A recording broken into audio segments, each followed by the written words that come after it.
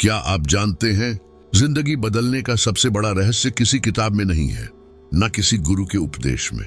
असल रहस्य छुपा है छोटे छोटे अदृश्य माइक्रो हैबिट्स में।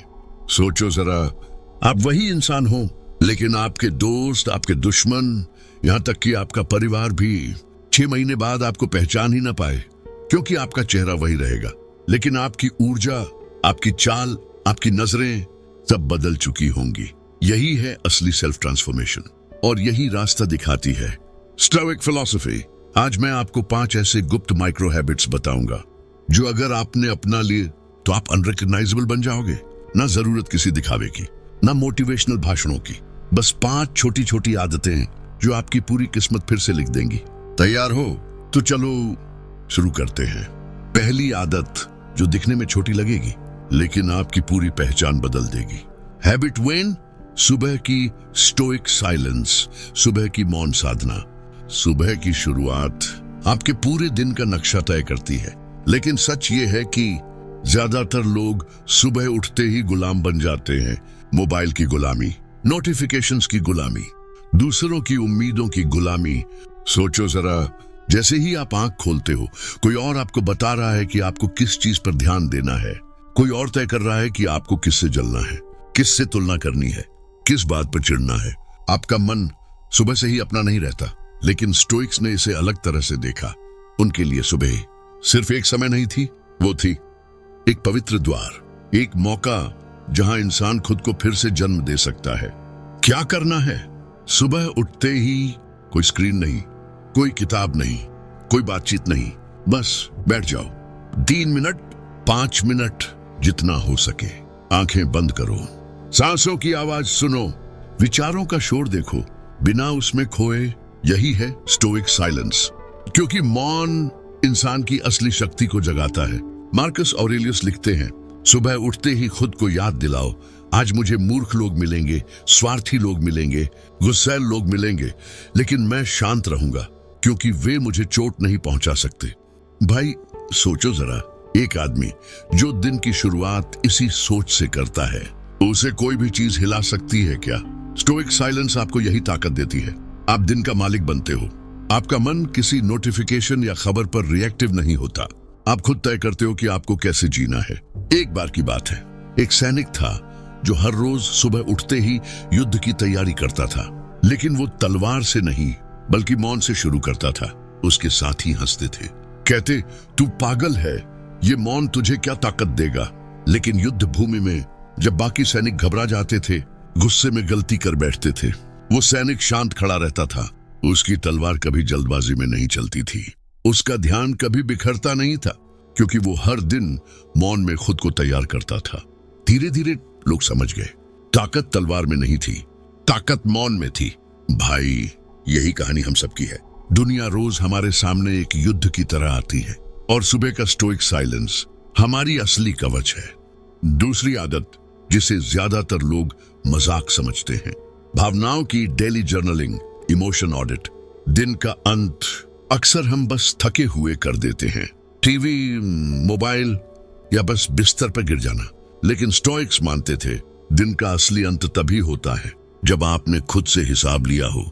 इसे कहते हैं इमोशन ऑडिट, या कह लो भावनाओं का हिसाब। क्यों जरूरी है? क्योंकि भाई दिन भर में हम कितनी बार गुस्सा होते हैं, कितनी बार आहत होते हैं, कितनी बार किसी बात से खुशी में झूमते हैं और फिर 5 मिनट में गिर जाते हैं। ज्यादातर लोग इन सबको नोटिस ही नहीं करते, और यही सबसे बड़ा धोखा है। सोचो, अगर आप पैसे का हिसाब न रखो तो महीने के अंत में आपकी जेब खाली हो जाती है। वैसे ही अगर आप भावनाओं का हिसाब न रखो तो जिंदगी के अंत में आपकी आत्मा खाली हो जाती है। सेनेका कहते थे, हर रात मैं खुद से पूछता हूँ, आज मैंने क्या अच्छा किया, कहाँ मैं फिसला, कहाँ मैं और बेहतर हो सकता था। ये कोई डायरी लिखने का शौक नहीं था, ये था आत्मा का लेखा जोखा। मार्कस ऑरेलियस की मेडिटेशंस असल में एक जर्नल थी।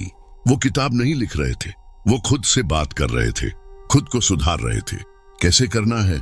बहुत आसान है। रात को सोने से पहले बस 5 मिनट, एक कॉपी, एक पेन, लिखो एक, आज कौन सी चीज ने मुझे सबसे ज्यादा गुस्सा दिलाया। 2, आज मैं किस बात पर सबसे ज्यादा खुश हुआ। 3, आज किसने मुझे आहत किया और क्यों। 4, क्या वो चीज मेरे कंट्रोल में थी? 5, अगर कल वही स्थिति फिर आए तो मैं कैसे बेहतर रिएक्ट कर सकता हूं? बस इतना ही। रोम का एक व्यापारी था, बहुत अमीर, लेकिन हमेशा परेशान। हर छोटी बात पर चिढ़ जाता था, कभी नौकर पर, कभी बच्चों पर, कभी बाजार वालों पर। एक दिन उसने स्टोइक गुरु से पूछा, मैं क्यों हमेशा दुखी रहता हूं? मेरे पास सब कुछ है।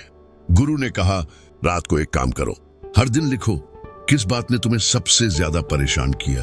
वो व्यापारी हंसा, लेकिन मान गया। पहले दिन लिखा, नौकर ने देर कर दी। दूसरे दिन लिखा, बाजार वाला धोखा कर गया।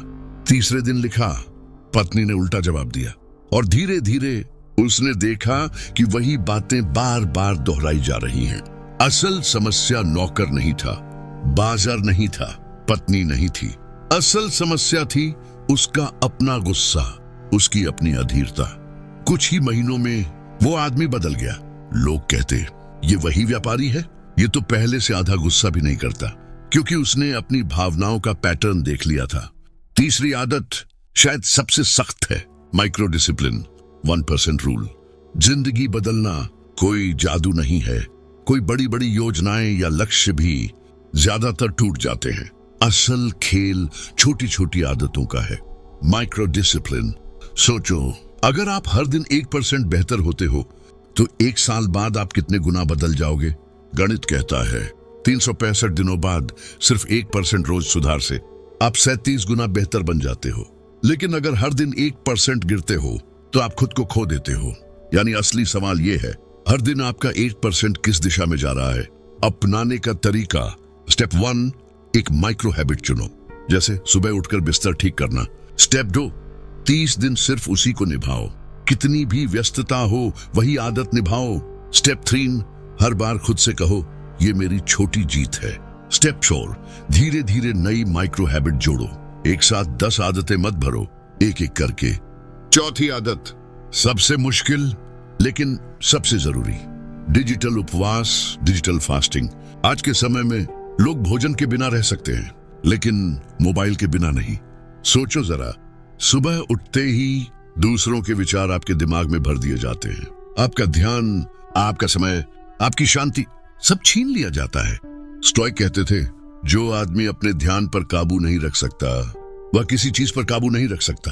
तो चौथी हैबिट है डिजिटल उपवास। इसका मतलब हर दिन कम से कम 1 घंटा बिना मोबाइल, बिना स्क्रीन, सिर्फ अपने साथ, हो सके तो सुबह या रात, क्योंकि वही समय आपकी आत्मा के लिए सबसे पवित्र है। शुरुआत में मुश्किल लगेगा, लेकिन जैसे ही आप करेंगे आपको एहसास होगा कि आपके अंदर कितनी ऊर्जा बचती है, कितनी शांति मिलती है, कितना ध्यान साफ होता है। यही है वह उपवास जो आपकी आत्मा को पोषण देता है। और अब आखिरी हैबिट, सबसे गहरी, सबसे डरावनी, लेकिन सबसे बदलने वाली, मेमेंटो मोरी, मेडिटेशन, मृत्यु स्मरण। स्टोइक्स कहते थे, हर दिन मृत्यु को याद करो। Memento mori, remember you must die. अब तुम सोच रहे होगे, यार ये तो नेगेटिव है, लेकिन सुनो, मृत्यु को याद करना नेगेटिव नहीं, ये सबसे बड़ी आजादी है। क्योंकि जब तुम जानते हो कि एक दिन सब खत्म हो जाएगा, तो छोटी छोटी चीजें तुम्हें डिस्टर्ब नहीं करती। तुम शिकायत करना छोड़ देते हो, तुम वक्त बर्बाद करना छोड़ देते हो, तुम असली चीजों पर ध्यान लगाते हो। तो रोज सिर्फ 2 मिनट बैठो और खुद से कहो, अगर आज आखिरी दिन है तो मैं कैसे जीना चाहता हूं? भाई, अगर आप ये आदत डाल लो तो कोई ताकत आपको रोक नहीं सकती, क्योंकि मौत से बड़ा डर कुछ नहीं। और जब वो डर भी चला गया तो आप अजेय हो जाते हो। 5वीं micro habit, memento mori, meditation, हर दिन मृत्यु स्मरण। अगर ये बातें तुम्हारे दिल में गहरी उतरी तो इन्हें आज से ही अपनाओ, एक एक करके, और देखो कैसे तुम्हारी जिंदगी पूरी तरह बदल जाती है। और हाँ, अगर तुम ऐसे ही गहरे सच रोज सुनना चाहते हो तो इस चैनल से जुड़ो, क्योंकि यहाँ हम बातें नहीं करते, हम जिंदगी बदलते हैं। मैं इंतजार करूंगा तुम्हारे उस नए रूप का जिसे लोग पहचान भी नहीं पाएंगे।